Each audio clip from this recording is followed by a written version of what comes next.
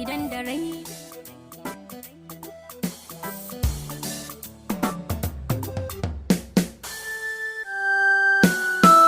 Idan da rai da rabon ka duniya tabbas mai haƙuri wata rana zai dacewa.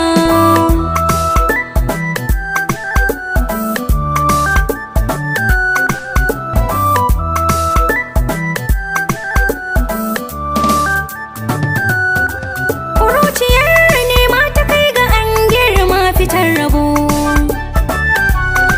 kamar misalin haddarin watan ruwan sama da zai zubo. Shi arziki samu rashin sa alkhairi ga dukkanin bawa rabbi ya sakawa.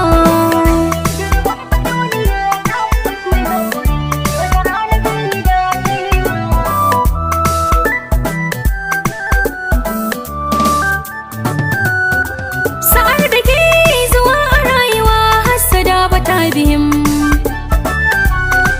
kuma ka barwa dallaka nigin kowa ya rahim. Daki mai mu matattarar sarri zai ma rabo, kai kuma karka kosawa.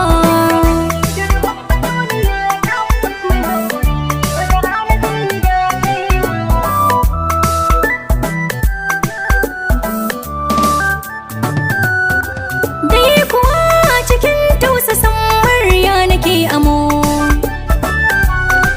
a hankali mai haƙuri cikin duniya yake zamo.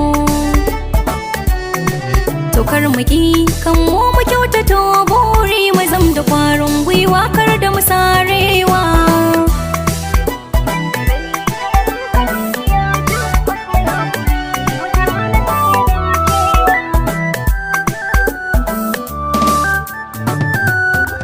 Komai amma ka ɗauke duniya a sannu da ci gaba, mai haƙuri bai faduwa da sakayya da jarraba. Shi lokaci gamu yana cikin tsari idan dare wata rana za a dacewa.